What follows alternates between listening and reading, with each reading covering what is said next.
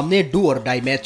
Asian কাপের মূল পর্বে খেলার যে স্বপ্ন মিটিমিটি জ্বলছে, হংকংয়ের বিপক্ষে হেরে গেলে সেই স্বপ্ন শেষ হয়ে যাবে। খাদের কিনারে যখন বাংলাদেশের এশিয়ান কাপ কোয়ালিফাই করার স্বপ্ন, তখন ম্যাচটি ঘিরে মারাত্মক সিরিয়াস বাংলাদেশের ফুটবলাররা। 9 অক্টোবর নিজেদের ঘরের মাঠে হংকংকে আতিথেয়তা দেবে বাংলাদেশ। সে লক্ষ্যে সাজতে শুরু করেছে জাতীয় স্টেডিয়াম। ঘরের মাঠে দর্শকদের অকুণ্ঠ সমর্থন আর প্রবাসী ফুটবলারদের সমন্বয়ে সাজানো শক্তিশালী একাদশ দিয়ে জয় তুলে নিতে চান হেড কোচ হেভিয়ের কেব্রেরা। তাই তো অনুশীলনে ট্যাকটিসের পাশাপাশি মনস্তাত্ত্বিকভাবেও ফুটবলারদের করে তুলছেন শক্তিশালী। দলের সাথে যোগ দিতে আজ দেশে আসছেন প্রিমিয়ার লিগে খেলা তারকা ফুটবলার হামজা চৌধুরী।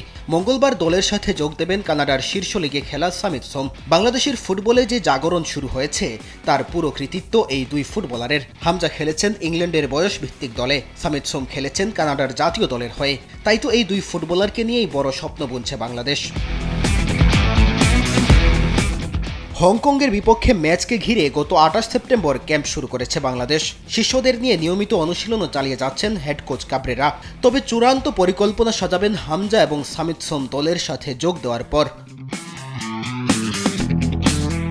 হামজা সামিত দলের সাথে যোগ দেওয়ার পর যেভাবে বেড়েছে দর্শকদের আগ্রহ, একইভাবে দলের ফরওয়ার্ডরাও পাচ্ছেন বিশেষ সুবিধা। বিশেষ করে ডিফেন্সের পাশাপাশি ডিফেন্সিভ মিডেও খেলতে পারেন হামজা। অপরদিকে অ্যাটাকিং মিডে সামিতের কেমিও, সব মিলিয়ে গোলের জন্য ভালো সুযোগ পাচ্ছেন রাকিব ফামিদুলরা।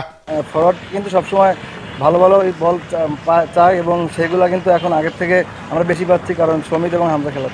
হামজা সামিতের আগমনের পর যে উচ্ছ্বাস দেখা গিয়েছিল ফুটবল ভক্তদের মনে, সেই অনুযায়ী প্রত্যাশা পূরণে ব্যর্থ বাংলাদেশ ফুটবল দল।